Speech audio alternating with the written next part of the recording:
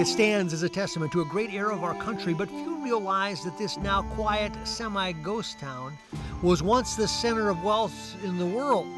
It all started on June 8, 1859, with the discovery of silver.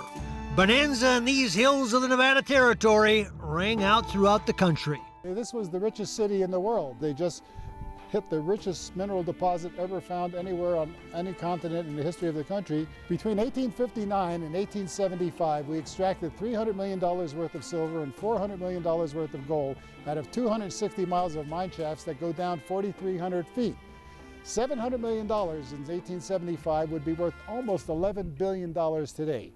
Not only did the miners get 4 times more than any other miners in the world, but if you were a store clerk, you got 3 or 4 times more than you get paid for the same work on the Champs-Élysées or New York City or wherever. There were 200 stores here on C Street, which is where we are now, and B Street, the next street over. There was 117 saloons. There was 4 or 5 factories. Factories were fantastic. This was the richest city in the world.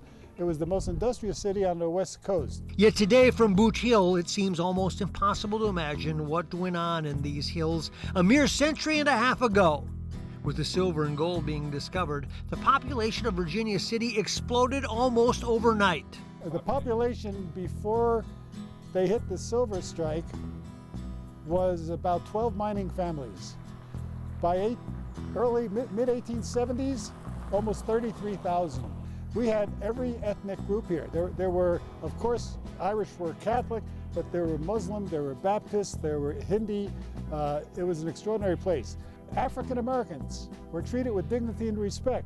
And amongst those 33,000 was a young wannabe writer from Missouri who wanted nothing to do with General Lee's Confederate Army. His name? Sam Clemens. Sam Clemens was sent up here by his brother Orion, whose house is still in Carson City, which was the capital of the territory at the time. This was not a state. And he had tried to make some money in the mining industry, but he didn't work, so he couldn't do that. He worked and was literally thrown out of about 80 mining camps, and then started freeloading off his brother Orion, who was the territorial governor's assistant here in the territory. Sam latched onto a job as a young reporter for the Territorial Enterprise, hauling in the rather large sum of money for that time of $5 a day.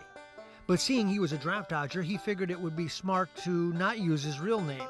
So he made a deal with his publisher.